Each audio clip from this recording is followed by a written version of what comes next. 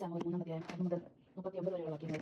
സാവൂളിന്റെ ഭവനവും ദാവീദിന്റെ ഭവനവും തമ്മിൽ നീണ്ട യുദ്ധം നടന്നു. ദാവീദ് മേൽക്കുമേൽ ശക്തി പ്രാപിച്ചു. സാവൂളിന്റെ കുടുംബമോ അടിക്കടി ക്ഷയിച്ചു വന്നു. ദാവീദിന്റെ പുത്രന്മാർ. ദാവീദിന് ഹെബ്രോനിൽ വെച്ച് പുത്രന്മാർ ജനിച്ചു. ജെസ്രയേൽക്കാരി അഹനോവാമിൽ ജനിച്ച അമ്നോൻ ആയിരുന്നു ഒന്നാമൻ. കാർമൽക്കാരൻ നബാബാലിന്റെ വിധവയായിരുന്ന അബിഗായിലിന് ജനിച്ച ബിലെയാബ് രണ്ടാമനും. മൂന്നാമനായ അബ്സലോമിനെ പ്രസവിച്ചത് ഗശൂരിലെ രാജാവായ തൽമായുടെ മകൾ മാക്കയാണ്.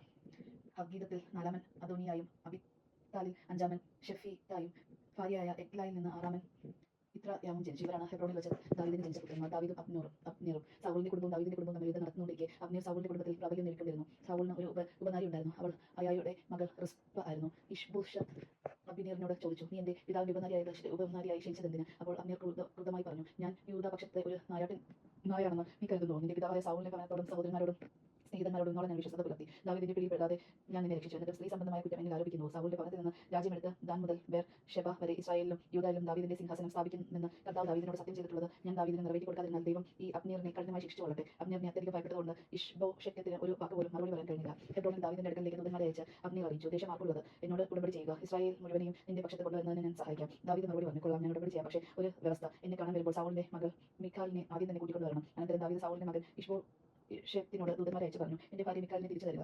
100 ഫലിസ്ത്യരുടെ അഗ്രചർമ്മം കൊടുത്താണ് ഞാൻ അവളെ പരിഗ്രഹിച്ചത്. ഇഷ്ബോശെത്ത് ആളയച്ച ലായിഷിന്റെ മകനും മിഖാലിന്റെ ഭർത്താവുമായ അബ്നേറിന്റെ അടുക്കൽ നിന്ന് അവളെ മടക്കി വരുത്തി. അവളുടെ ഭർത്താവ് കരഞ്ഞുകൊണ്ട് ബഹോറിൻ വരെ പിന്നാലെ ചെന്നു. അബ്നേർ അവനോട് മടങ്ങിപ്പോകുമെന്ന് പറഞ്ഞു. അവൻ മടങ്ങിപ്പോയി. അബ്നേർ ഇസ്രായേൽ ശ്രേഷ്ഠന്മാരോട് സംസാരിച്ചു, ദാവീദിനെ രാജാവായി കിട്ടാൻ നിങ്ങൾ ആഗ്രഹിച്ചിരുന്നല്ലോ. ഇപ്പോൾ ഇത് അങ്ങനെ ചെയ്യുവിൻ. എന്റെ ദാസനായ ദാവീദിന്റെ കരം കൊണ്ട് എന്റെ ജനമായ ഇസ്രായേലിനെയും ഫലിസ്ത്യരുടെയും മറ്റു ശത്രുക്കളുടെയും കയ്യിൽ നിന്ന് രക്ഷിക്കുമെന്ന് കർത്താവ് ദാവീദിനോട് വാഗ്ദാനം ചെയ്തിട്ടുണ്ടല്ലോ. അബ്നേർ ബെഞ്ചമിൻ ഗോത്രക്കാരോട് സംസാരിച്ച ഇസ്രായേൽ ഗോത്രക്കാരുടെയും ബെഞ്ചമിൻ ഗോത്രത്തിന്റെയും സമ്മതം ദാവീദിനെ അറിയിക്കാൻ അബ്നേർ ഹെബ്രോനിലേക്ക് പോയി. 20 ആളുകളുമായി ഹെബ്രോൻ ദാവീദിന്റെ അടുക്കലെത്തി. അവർക്ക് വേണ്ടി ദാവീദ് ഒരു വിരുന്നൊരുക്കി. അബ്നേർ ദാവീദിനോട് പറഞ്ഞു, ഞാൻ ചെന്ന് ഇസ്രായേൽ മുഴുവനെയും എന്റെ യജമാനായ രാജാവിന്റെ അടുക്കൽ കൂട്ടിക്കൊണ്ടുവരാം. അവർ അങ്ങയോട് ഒരു ഉടമ്പടി ചെയ്യട്ടെ.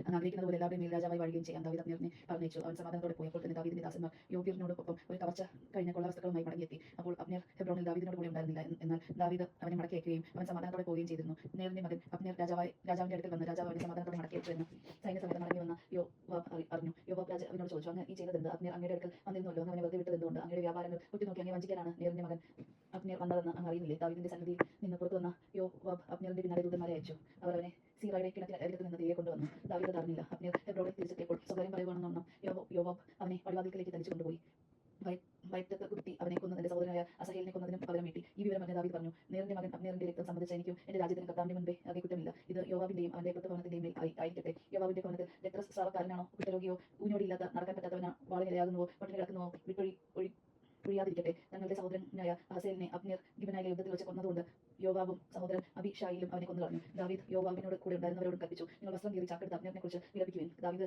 ശവമഞ്ചത്തെ പിന്തുടർന്നു. അബ്നേറിനെ ഹെബ്രോനിൽ സംസ്കരിച്ചു. രാജാവ് കല്ലറക്കരികെ ഉച്ചത്തിൽ കരഞ്ഞു. സകല ജനവും വിലപിച്ചു. അബ്നേറിനെ പ്രതി രാജാവ് ഇങ്ങനെ വിലപിച്ചു, ഭോഷനെ പോലെയല്ലയോ അബ്നേറിന് മരിക്കേണ്ടി വന്നത്? നിന്റെ കരങ്ങൾ ബന്ധിച്ചിരുന്നില്ല, നിന്റെ പാദങ്ങൾ കെട്ടിയിരുന്നില്ല. ദുഷ്ടകാൽ കൊല്ലപ്പെട്ടവനെ പോലെയാണല്ലോ നീ കൊല്ലപ്പെട്ടത്. അങ്ങനെ ചൊല്ലി ജനം പിന്നെയും കരഞ്ഞു. ഭക്ഷണം കഴിക്കാൻ ദാവീദിനെ അന്ന് പകൽ മുഴുവൻ ജനം നിർബന്ധിച്ചു. എന്നാൽ ദാവീദ് സത്യം ചെയ്ത് പറഞ്ഞു, സൂര്യാസ്തമയത്തിന് മുമ്പ് ഞാൻ എന്തെങ്കിലും ഭക്ഷിച്ചാൽ ദൈവം എന്നെ കൊന്നുകളയട്ടെ. രാജാവ് ചെയ്തതെല്ലാം ജനം ശ്രദ്ധിച്ചു. അത് അവരെ തൃപ്തരാക്കി. നേറിന്റെ മകനായ അബ്നേറിനെ കൊന്നത് രാജാവിന് ഇഷ്ടപ്രകാരമായിരുന്നില്ലെന്ന് സകല ജനവും ഇസ്രായേൽ മുഴുവൻ മനസ്സിലാക്കി. രാജാവ് ഭൃത്യന്മാരോട് പറഞ്ഞു, പ്രഭുവും മഹാനുമായ ഒരുവനാണ് ഇന്ന് ഇസ്രായേലിൽ മരിച്ചതെന്ന് നിങ്ങൾ അറിയുന്നില്ലേ? അഭിഷക്തനായ രാജാവെങ്കിലും ഞാൻ ഇന്ന് ബലഹീനനാണ്. സെരൂയയുടെ പുത്രന്മാരായ ഇവർ എന്റെ പരിധിയിൽ ഒതുങ്ങാത്ത വിധം ക്രൂരന്മാർ ആണത്രേ. ദുഷ്ടനോട് അവന്റെ ദുഷ്ടതയ്ക്കൊത്തവണ്ണം കർത്താവ് പ്രതികാരം ചെയ്യട്ടെ. ദൈവജമാനം കേട്ടത് ദൈവത്തെ സ്തുതിക്കാം. ക്രിസ്തുവിനെ സ്തുതി.